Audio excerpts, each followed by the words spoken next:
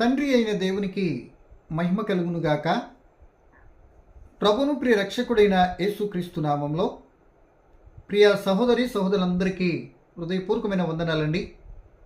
ప్రభునందు ప్రియ సహోదరి సహోదరులరా, ఈరోజు మన టాపిక్ ప్రార్థన ప్రాముఖ్యత అనే అంశాన్ని బట్టి కొద్ది నిమిషాలు ఆధ్యాత్మికంగా ఆలోచించడానికి ప్రయత్నించేద్దామండి. నిజమే ప్రియమైన దేవుని పిల్లలారా, ప్రతి క్రైస్తవుడు దేవుని కలిగిన పిల్లలు జీవితాల్లో ప్రార్థన అత్యంత ప్రాముఖ్యమైన సంగతి అనే విషయము మనందరికీ తెలిసిందే. ప్రార్థించని క్రైస్తవుడు ఉండడు. ప్రార్థన కానీ చేయకపోతే ఆ వ్యక్తి క్రైస్తవుడే కాదు. ప్రార్థన క్రైస్తవుని జీవితంలో ఒక గుండెకాయ లాంటిదిగా మనం భావిస్తే, గుండె ఆడుతుంటే మనిషి బ్రతుకున్నాడు అని మనం భావిస్తాం. గుండె ఆగిందనుకోండి, ఆ వ్యక్తి చనిపోయాడు అని అంటాం. అలాగే ప్రార్థన గుండెకాయ లాంటిది అయినప్పుడు మనము కానీ ప్రార్థించకపోతే, ఆయన చిత్తానుసారం ప్రార్థించే సమయాలు కేటాయించుకొని ప్రార్థించకపోతే మన గుండె కూడా ఆగిపోద్ది. అంటే ఆధ్యాత్మిక సంబంధమైనటువంటి జీవితము ఆగిపోద్ది. అంటే దాని అర్థము ఆటోమేటిక్గా ఆధ్యాత్మిక వ్యక్తి దేవునికి దూరమై చనిపోయే ప్రమాదాన్ని తెచ్చుకుంటాడు అని అర్థం. సో ప్రార్థన ప్రియ దేవుని పిల్లలరా చాలా అత్యంత ప్రాముఖ్యమైనది దేవుని పిల్లలకు క్రైస్తవ జీవితంలో. ఎవరైతే ప్రార్థన చేస్తారో ఆ ప్రార్థన వారిని పాపం చేయనీయకుండా ఆపుతుంది. ఎవరైతే ప్రార్థన చేయరో వారు పాపం చేయటానికి పరుగులు తీస్తారు అని కూడా మనం గ్రహించవచ్చు. ప్రార్థన ఆత్మకు పట్టే చెమట అన్నారు మరి వేద పండితులు మార్టిన్ లూథర్ గారు. ఏమండి, ప్రార్థన ఒక వెన్నెముక లాంటిది క్రైస్తవ జీవితంలో. ఈ మనిషి చక్కగా నిలబడాలంటే వెన్నెముక ఎంత ప్రాముఖ్యమో క్రైస్తవ జీవితంలో ప్రార్థన అంతే ప్రాముఖ్యం. జీవితంలో లోకంలో పడిపోకుండా, వంగిపోకుండా, సోలిపోకుండా ఉండాలి అంటే వెన్నెముక ఎంత బలంగా మనిషిని నిలబెడుతుందో ప్రార్థన కూడా మన జీవితాన్ని అంత చక్కగా నిలబెట్టి నడిపించేటటువంటి దేవుడు మనం ప్రార్థించే అవకాశం ఇచ్చినటువంటి సాధనమైందనే సంగతిని మనం గ్రహించాలి. సో ప్రియమైన దేవుని పిల్లలారా, ప్రార్థించినప్పుడు మన మనసు ఏంటో దేవునికి అర్థమైపోతుంది. మన మనసులో ఏం కోరుకుంటున్నాం, ఏం అడుగుతున్నాం అనేది దేవునికి అర్థమవుతుంది. మనం దైవ గ్రంథాన్ని చదివినప్పుడు దేవుని మనసు ఏంటో, దేవుని ఉద్దేశము, ప్రణాళిక మానవుని ఎడల ఏమై ఉన్నదో చక్కగా క్లియర్గా గ్రహించడానికి అవకాశం ఉంటుంది. కనుక మనము ప్రార్థన ఇంత ప్రాముఖ్యమైనది, విలువైనది కనుక దాన్ని విలువలేని స్థితిలో మనం ఉపయోగించకుండా, ప్రార్థన చాలా ప్రాముఖ్యమైనటువంటిది. డబ్బు, నగలు, పొలాలు, ఆస్తులు, అంతస్తులు చేయలేనటువంటి కార్యాలు ప్రార్థన చేస్తే ప్రార్థన వినిన దేవుడు నీ ఎడల వాటన్నిటికంటే గొప్ప కార్యాలు చేస్తాడు అనే సంగతి ప్రతి క్రైస్తవునికి తెలుసు. సో దీనంతటికి మూలం ప్రియమైన దేవుని పిల్లలారా, చేస్తాను అని చెప్పిన దేవుని యొక్క విధానాన్ని మీద పరిపూర్ణమైనటువంటి నమ్మకం కలిగి ఆయన సన్నిధానానికి వెళ్ళి మన మనవలు చెప్పుకోవటమే, మన బాధల కొరకై మొరపెట్టుకోవటమే, మన యొక్క అవసరతల కొరకై అడుక్కోవటమే, మన యొక్క కావాల్సిన దాన్ని బట్టి అయ్యా నాకు ఇది కావాలని ఆయన సన్నిధానానికి వెళ్ళి మరి ప్రాధేయపడి విజ్ఞాపన చేసుకోవటమే. ఇవన్నీ కూడా ప్రార్థనగా మన పరిగణలోకి తీసుకునవచ్చు. సో దైవ గ్రంథంలో కూడా ప్రార్థన ప్రారంభించబడిందండి. మనందరికీ తెలుసు, ఆదికాండము 4వ అధ్యాయము 26వ వచనంలో ఓ చక్కటి మాట ప్రారంభాన్ని గురించి అక్కడ మనకు కనబడుతుంది. ఏమనుందో చదువుతున్నాం చూడండి. ఆదికాండము 4:26 అండి. మరియు షేతునకు కూడా కుమారుడు పుట్టెను, అతనికి ఎనోషను పేరు పెట్టెను. అప్పుడు యెహోవా నామమున ప్రార్థన చేయుట ప్రారంభమైనది. అంటే ఆదాము గారికి ముందు ఇద్దరు కుమారులైతే పెద్దోడెళ్ళి చిన్నోడిని చంపేయటం మనందరికి తెలుసు. అంటే కయ్యోనెళ్ళి హేబేల్ని చంపేశాడు. తదుపరి దేవుడు వారిని జ్ఞాపకం చేసుకున్నాడు, షేతుని అనుగ్రహించాడు ఏబేలుకు బదులుగా. సో ఈ యొక్క షేతు కూడా కుమారుడు పుట్టాడట. ఆయన పేరు ఎనోష్. ఆ సమయంలో ప్రార్థన చేయటం ప్రారంభమైనది అని లేఖనము స్పష్టంగా సెలవిస్తుంది. సో ఇక్కడ ప్రారంభించబడిన ప్రార్థన మరి బైబిల్ అన్ని పుస్తకాలలో ప్రార్థన గురించి వ్రాయబడినట్లుగా ప్రార్థించినట్టుగా వ్యక్తులు మనకి కనబడతారు. ముగింపు ఎక్కడా దీనికి అని మనం అనుకున్నట్లయితే ప్రకటన గ్రంథం 22:21 ఆ చివరి భాగంలో ఆమేన్తో ముగించినట్లుగా మనం చూడవచ్చు. అంటే ప్రియమైన దేవుని పిల్లలారా, ఏ ప్రారంభమైన ఆది కాండంలోనే మనకు కనబడుతుంది. ప్రారంభాల గ్రంథము కనుక అన్ని ప్రారంభాలు ఆది కాండంలోనే మనకు కనబడతాయి. ఈ ప్రారంభాల్లో ఉన్నటువంటి వ్యక్తులే, సృష్టి, ఆ విధానమే మిగిలినటువంటి 65 పుస్తకాల్లో వ్యాపించి ఉంటాయే తప్ప అప్పటికప్పుడే కొత్త విషయాలు పుట్టుకొచ్చినట్లు మనకు కనబడవండి. వాటి నుండి అది కొత్తగా పుట్టినట్టు కనపడదు, కానీ దాని పునాది ఆది కాండంలోనే కనపడింది, దాని పుట్టుక అనే సంగతిని మొట్టమొదటి మనం గమనిస్తే ఎంతైనా మంచిది. సో ఇప్పుడు మనం ప్రార్థన గురించి మాట్లాడుతున్నాం కనుక ఈ ప్రార్థన ప్రియమైన దేవుని పిల్లలారా, దైవ గ్రంథంలో ఒకవేళ ఎక్కువ సమయం చేసిన ప్రార్థన ఏది అని అంటే పాత నిబంధనలో 40 రోజులు, మోషే గారని, ఏలే గారని, ఇవన్నీ మనకు తెలుసు. 40 రోజులు, 3 రోజులు, వారము, ఆల్ నైట్, ఒక రోజు, ఒక పగలు అన్నట్లుగా ఎంతోమంది భక్తులు వారి యొక్క సమస్యను బట్టి, పరిస్థితిని బట్టి, బలహీనతను బట్టి, అవసరతను బట్టి దైవ సన్నిధానంలోనికి వచ్చి ఆయన సన్నిధానం మొరపెట్టారా, ప్రార్థించారా, అడుక్కున్నారా, విజ్ఞాపన చేశారు. ఇవన్నీ చేసుకున్నప్పుడు దేవుడు ఆలకించి గొప్ప గొప్ప కార్యాలు తన పిల్లలైన వారి ఎడల ఆయన చిత్తానుసారంగా ప్రార్థించిన సందర్భాలు బట్టి వారు ప్రార్థన విని వారు ఊహించిన దానికంటే అడిగిన దాన్ని గొప్ప కార్యాలు చేసి వారిని ఉన్నత దశను నిలబెట్టినట్లుగా, వారి ద్వారా ఆయన నామానికి మహిమ తెచ్చుకున్నట్లుగా ఎన్నో చరిత్ర ఆధారాలతో దైవ గ్రంథంలో భక్తుల జీవితాలు మనకు కనబడతాయి. ఓకేనండి. సో కొత్త నిబంధనలు కూడా ఒక మాట వెళ్ళటానికి ప్రయత్నించాను. ప్రార్థన ప్రియ దేవుని పిల్లలరా, యేసు ప్రభులు వారు మరి ఆ కొండ మీద ప్రసంగం చేసేటప్పుడు ప్రార్థన గురించి చక్కటి మాటలు మనకైతే తెలియపరిచారండి. ఆయన ప్రార్థన చేశారు, ప్రార్థన గురించి బోధించారు యేసు ప్రభులు వారు. ఆయన ప్రార్థన చేసుకున్నారు, ఇతరుల కొరకు ప్రార్థన కూడా యేసు ప్రభులు చేశారు, ప్రార్థన నేర్పించారు కూడా. ఏమండి గమనించారా? అంటే ప్రార్థన యేసు ప్రభులు వారు వచ్చి నేర్పించేంత వరకు మరి యువతలు ఉన్నట్టు భాగాలలో నేర్పించినట్లుగా మనకు కనబడదు. కానీ ప్రార్థనలు మాత్రం అద్భుతమైన ప్రార్థనలు భక్తులు చేశారు, గొప్ప కార్యాలు పొందుకున్నారు. చూడు, ఒక రోజున యేసు ప్రభులు ప్రార్థన చాలించి ఆయన ప్రార్థన చాలించగానే శిష్యులు ఆయన దగ్గరకు వచ్చి ఒక మాట అడుగుతున్నారు. అయ్యా, యోహాను గారి శిష్యులకు యోహాను గారు ప్రార్థన నేర్పించారు, మరి మాకును ప్రార్థన నేర్పించవా ఆయన అడిగారు. ఏమని ఆ మాట చదువుతాను చూడండి. ఆయనకు చోట ప్రార్థన చేయుచుండెను. ప్రార్థన చాలించిన తరువాత ఆయన శిష్యులలో ఒకడు, ప్రభువా, యోహాను తన శిష్యులకు నేర్పినట్లుగా మాకును ప్రార్థన చేయ నేర్పమని ఆయనను అడిగాను.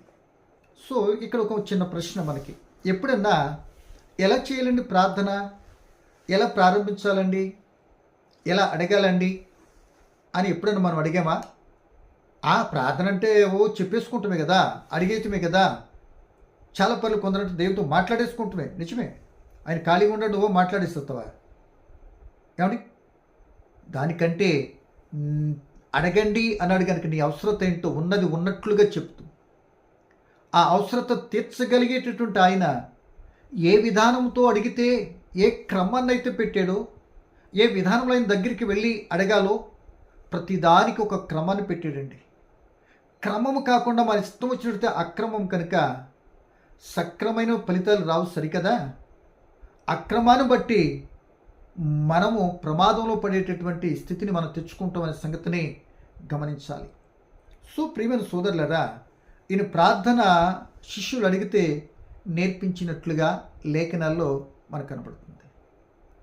సో ప్రార్థన ముందే చెప్పాను, ఆయన ప్రార్థన చేశారు, మరలా చెప్తున్నాను, ప్రార్థన చేశారు, ప్రార్థన గురించి బోధించాడు, ప్రార్థన నేర్పించాడు, ఆయన వ్యక్తిగతంగా ప్రార్థన చేసుకున్నారు, అనేకుల కొరకు యేసు ప్రభువు ప్రార్థించినట్లుగా ఆయన జీవిత విశేష సువార్తలో ప్రస్ఫుటంగా మనకు కనబడుతుంది. సో ఇక్కడ ప్రార్థన నేర్పించమని అడిగారు కనుక దీని వివరణ మత్తయి రాసిన సువార్త 6వ అధ్యాయంలో చక్కగా మనకు కనబడుతుంది.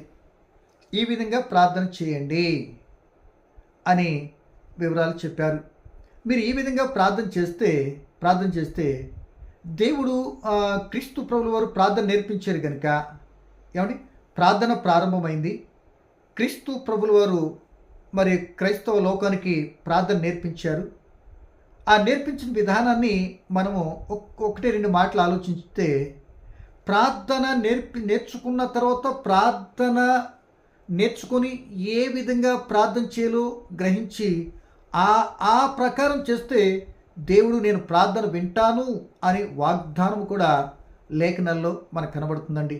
ఈ రెండు మాటలు చెప్పుకొని మనకి రోజు ముగించుకుంటానికి సిద్ధపడదామండి. చూడండి ప్రియమైన దేవుని బిడ్డలారా, 6వ అధ్యాయంలో యేసు ప్రభువు కొండ మీద ప్రసంగం చేస్తూ శిష్యులతో మాట్లాడుతున్న సందర్భంలో ఏమన్నారంటే, మీరు ప్రార్థన చేయనప్పుడు అంటున్నాడు, మీరు ప్రార్థన చేయనప్పుడు ఏం చేస్తారంటే అని చెప్పుకుంటూ వస్తున్నారు. వేషధారుల వలె ఉండొద్దు. వేషధారులు అంటే వేషాలు వేసేటటువంటి వారు వేషధారులు అని అంటారు. అంటే దాని అర్థము వాళ్ళు మనుషులే, వారికి ఇచ్చిన పాత్రను బట్టి ఆ వేషను బట్టి వాళ్ళ పేరు పరిస్థితి మారిపోతూ వారు నటిస్తారు. ఏమండి వారి జీవితంలో జీవించరు. ఒకటి వారు నటనతో కూడిన స్థితి ఉంటుంది, కానీ వాస్తవాతీతమైనటువంటి నటించినట్లుగా వారి జీవితాలు మాత్రం ఉండవు. అంటే చెప్పుతారు, నటిస్తారు, వారు చేసేటట్టు వారి కారు. అట్టి వారినే వేషధారులు అంటారు. నాటకాలు వేసేవాళ్ళు ఏంటి సినిమా యాక్టర్ లాగా అనుకోండి, అలాంటి వాళ్ళట వాళ్ళు వేషధారులు. అలా వద్దు, వేషధారుల వల్ల చేయొద్దు ప్రార్థన, అస్సలు నాకు ఇష్టం ఉండదు, కోపం నాకు అంటాడు. పోనీ వేషధారులు ఎలా చేస్తారు అని అంటే, వీళ్ళు సెంట్రల్ జంక్షన్ ప్లేస్లు, చక్కటి విశాలమైన ప్రదేశాల్లో ధర్మం చేసేటప్పుడు అందరూ చూసేటట్టు చేస్తారు, ప్రార్థన చేస్తే అందరూ వినేటట్టుగా మేము ప్రార్థన పరులమే ధర్మకర్తలమే అన్నట్లుగా అనిపించుకునే స్థితిలో ఉంటారు. వీరు చెప్పుతారు, వారు అనుకున్నట్టు చేస్తారు, కానీ వారు అనుకున్నట్లుగా చెప్పిన ప్రకారం చేయరట. వీళ్ళు వేషధారులు, అలా వద్దు అని యేసు ప్రభువు కొండ మీద ప్రసంగంలో వారిని సంబోధిస్తున్నారు. ఇంతకీ ఈ వేషధారులు ఎవరు వ్యక్తిగతంగా అంటే పరిశీలు శాస్త్రులని పూర్తి వివరణ మనకు కావాలంటే మత్తయి 23వ అధ్యాయంలో ఇంకా చాలా క్లియర్గా కనపడుతుంది. సో ఇక్కడ చెప్తున్న మాట, మీరు ప్రార్థన చేయనప్పుడు ఇలా చేయొద్దు అని చెప్పుకుంటూ వచ్చి, ఎలా చేయాలండి అని అంటే, మీరు ప్రార్థన చేయడం మీ గదిలోనికి వెళ్ళండి, అటు ఇటు చూడకండి, మనసు నిగ్రహం కలిగి నీ అవసరత ఏదుందో, నీ లోటు ఏదుందో ఉన్నది ఉన్నట్లుగా వాస్తవంగా, నీ గొప్పలు చెప్పడానికి కాదు, లేకపోతే దేవుని నిందాపూర్వకం మాట్లాడటం కాదు, లేకపోతే ఆయన ఏదో నువ్వు అలాంటి వాడివి, దయామేడివి, కృపమేడు, ఇవన్నీ ఇలాంటి పొగడుతూ కాదు, ఆ మాటలు కాదు. నువ్వు సూటిగా ఉన్నది ఏంటో, నువ్వు ఏది కావాలనుకుంటున్నావో అది డైరెక్ట్గా ఆయనతో చెప్పాలి. ఆయన దగ్గర అన్ని సమస్తము దొరుకుతాయి. ఇది లేదు, అది లేదు, ఇది చేయలేను, అది చేస్తాను అని దేని యొక్క రెసిగ్నేషన్స్ అంటారు కదా, దాని వివరణ ఏం లేదు. ఎవరైనా ఎక్కడైనా ఎప్పుడైనా అడగొచ్చు, ఆయన్ని అడగొచ్చు. అంతేగాని వీళ్ళకి ఇలాగే చేయాలి, ఇక్కడే చేయాలి, ఇప్పుడే చేయాలి, ఇక మరెప్పుడు చేయకూడదు అనేటువంటి విధానం బైబిల్లో మనకి ఎక్కడికి కనబడదండి. గమనించారు కదా. కనుక ప్రియ దేవుని పిల్లలారా, మీరు ప్రార్థన చేయనప్పుడు ఎప్పుడైనా చేయండి. సో అనుకూలతను బట్టి చేసుకుంటే ఎంతైనా మంచిది. అది కూడా చిత్త ప్రకారం చేసేటట్టు వారిగా ఉండాలి. ఎలాగో చెప్తున్నాడు, మీరు గదిలోనికి వెళ్ళండి, ఇలా చేయండి అని చెప్పుకుంటూ వచ్చి 7వ వచనం చదువుతాం చూడండి క్లియర్గా. మీరు మరియు ప్రార్థన చేయనప్పుడు అన్యజనులే వ్యర్థమైన మాటలు వద్దు. వ్యర్థమైన మాటలు వద్దు. మాటలో కూడా వ్యర్థం ఉంటుందా? అవును, కోపం పుట్టించే మాటలు. మృదువైన మాట క్రోధం చల్లార్చుని అంటారు. మృదుత్వం లేకపోతే కోపమే కదా వచ్చేది మనిషి, అక్కడ అరాచకమే కదా, ప్రశాంత వాతావరణం గలిబిలైపోతుంది కదా. కనుక వ్యర్థమైన మాటలు వద్దు అంటున్నాడు. వ్యర్థమైన మాటల్లో ఏదో మొత్తం ప్రమాదం తెచ్చిపెడుతుంది. నోరుంది కదనుకొని ఏది పడితే అది అడిగితే ఒప్పుకోడు, అంగీకరించడు. వ్యర్థమైన మాటలు వద్దు. ఈ వ్యర్థమైన మాటలు ఎవరు మాట్లాడతారు అంటే అన్యజనులు మాట్లాడతారు. అంటే నా దగ్గరకు వచ్చినటువంటి వారికి ఎలా అడగాలో ఏంటో క్రమం తెలియదు కనుక వాళ్ళు ఎలా అయినా అడిగేస్తారు. అది నేను ఎలాగో వినను. మీరు నా దగ్గరకు వచ్చి ఉంటున్నారు కనుక, నా పిల్లలుగా ఉన్నటువంటి బిడ్డలు కనుక మీరు ప్రార్థన చేయనప్పుడు అన్యజనులే వ్యర్థమైన మాటలు వద్దు అంటున్నాడు.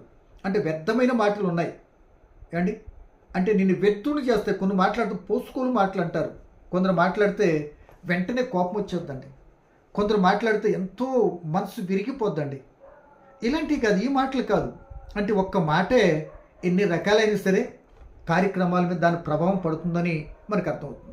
సో మనకు ఇప్పుడు కావాల్సిన మాట ఏంటంటే, ప్రియ దేవుని బిడ్డలారా, అన్యజనులే ప్రార్థన వ్యర్థమైన మాటలు వద్దు అంటూ మరి 2 లైన్లు ఏమంటున్నాడంటే, విస్తరించి మాట్లాడటం వల్ల తమ మనవి వినబడనని వారు తలంచుతున్నారు. నువ్వు అనుకున్నట్లు నేను అనుకున్నట్టు అవ్వదు కదా, కుదరదు కదా.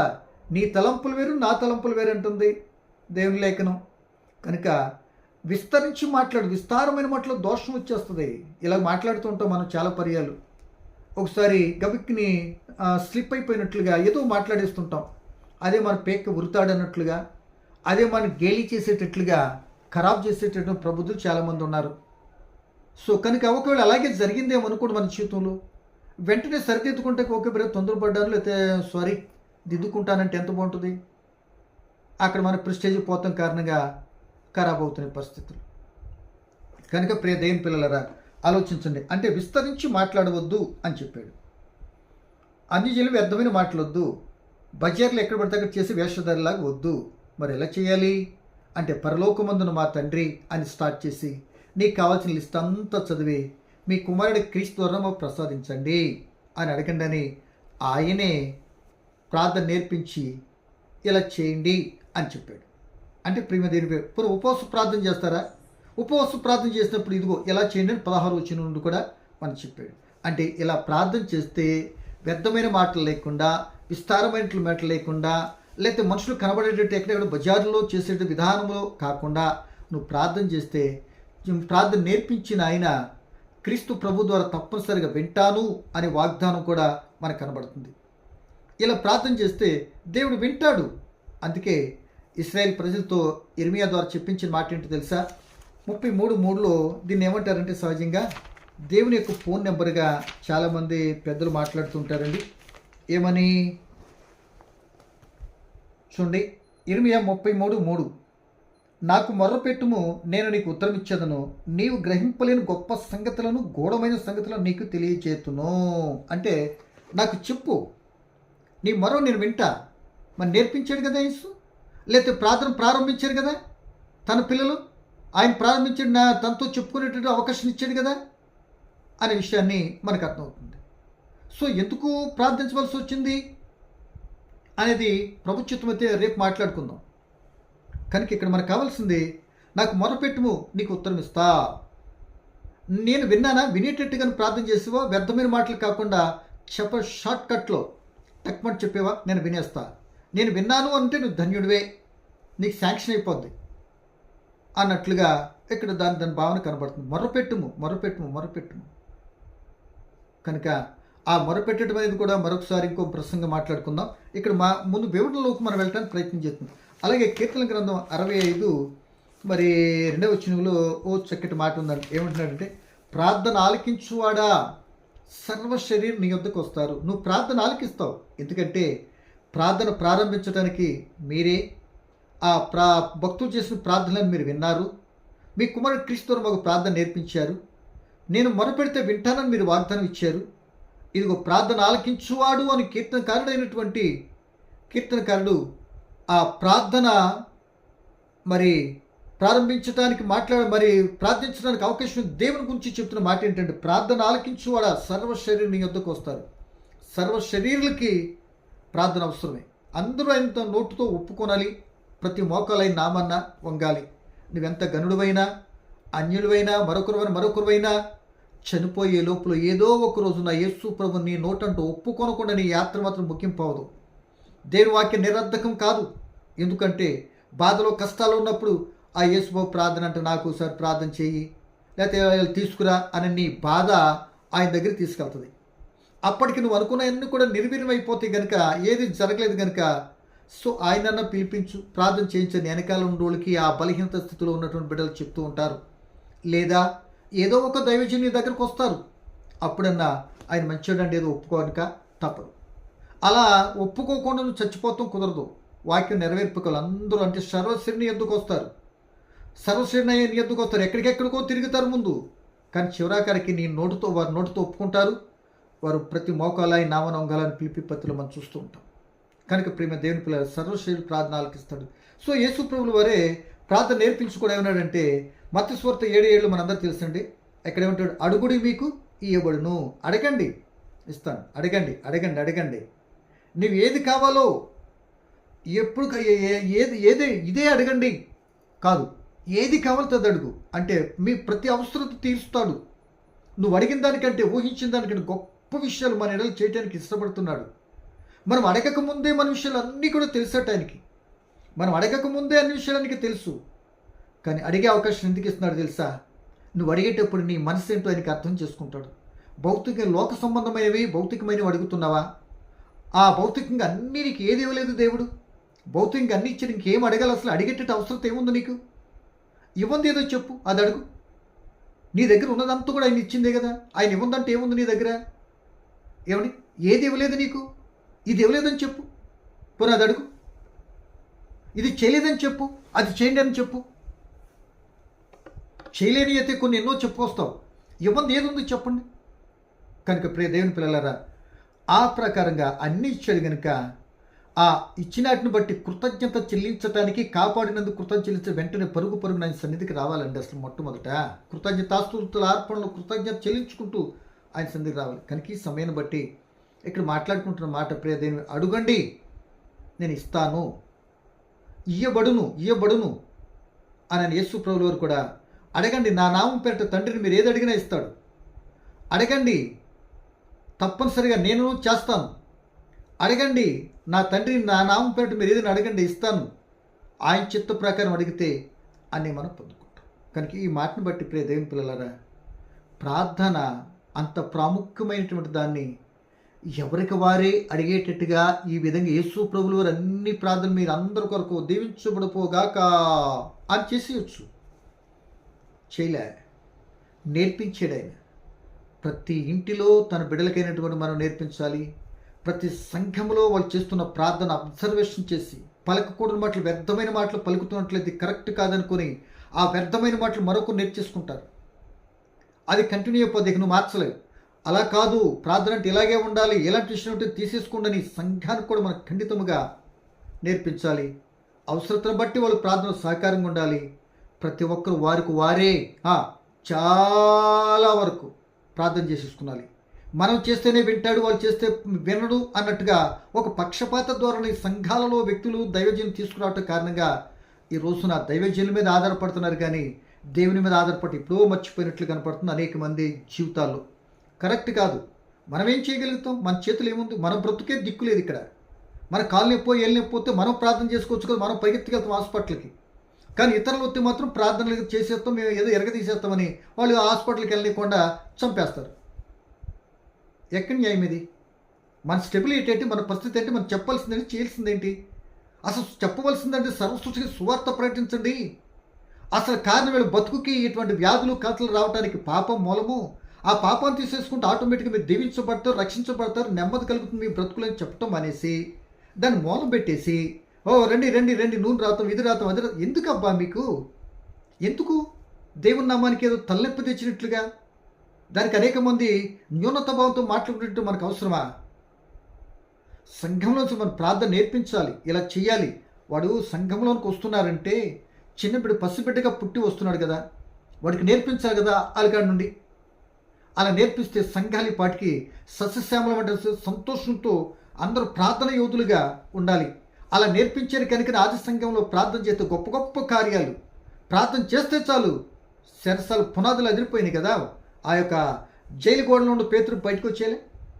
కనుక ప్రేమ సోదరులరా, ఆలోచన నేనేదో ఎవరినో అనాలను అన్న అభిమతం కాదు. కానీ సో ఇలా మనం ఎందుకు చేస్తున్నాం? మనకు వచ్చేటప్పటికేమో మనకు తగ్గించుకుంటే చేత కదా. ఇతరుల మీద రుద్దేస్తే అదేదో మీరు మెప్పు కొరకు చేస్తారా? ఏమండి? వాళ్ళకి నేర్పిస్తే వాళ్ళు వినడా? వాళ్ళ మాట దేవుడు వినడా? మరి జ్వరం వచ్చినప్పుడు ట్యాబ్లెట్ ఆళ్ళకేయటం ఎందుకు? నువ్వేసుకోవచ్చు కదా. ఆకలేసినప్పుడు ఆళ్ళు తినమంటే ఎందుకు? మనం తినేతే పోతుంది కదా. మరి అది తినండి అని అంటారేంటి?